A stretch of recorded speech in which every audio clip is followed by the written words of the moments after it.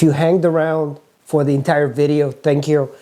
Some of the things I learned from doing this sculpture, it was quite difficult, but I extended this over a period of a couple of months, and it normally doesn't take me this long to create something. I've just been busy with other projects, and now I'm just going to let this dry.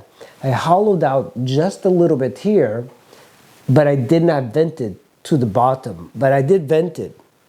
If I turn this around, there is a hole right in here, and I punctured it using a little shish kebab all the way up to the hollow of the back and the thigh, and that's how I'm going to vent it. Now I'm not going to leave the hole as it is because I'm going to seal it afterwards, and then I'm going to paint it. I'm probably going to give it a nice patina.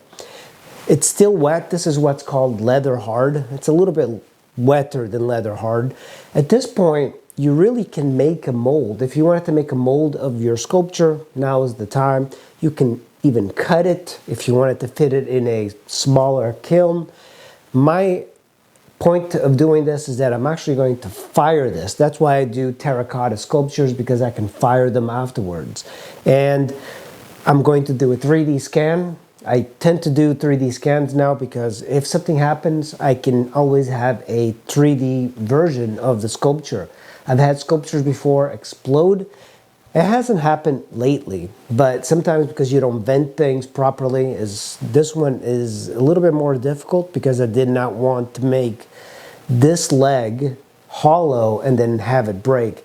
This is really, really kind of tight. So if you look at it this way, I have this here and I'm looking at it, and even moving it around is coming a little bit closer to this rod. So I have to be very careful that this thing is not moving to the right. That's why I put the rod here, because I removed it. It's not being held. It is just simply holding. It's not holding anything. I put it there just in case it tips over.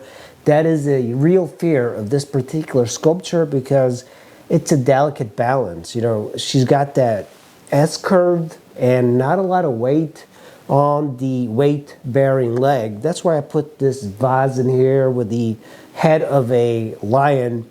That's mainly the support.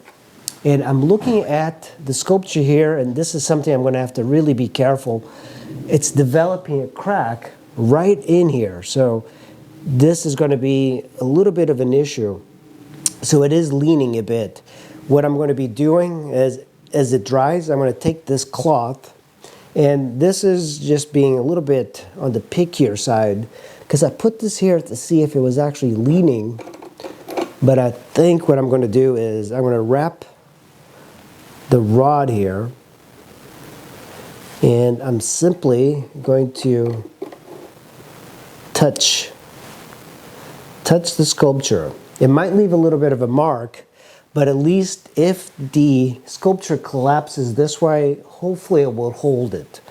But thus far, that's the sculpture, guys, and I know it was a very tedious, long journey to get here. Now I'm just going to let it dry and then put it in the kiln, and I'll update you guys in the future. Thank you for watching.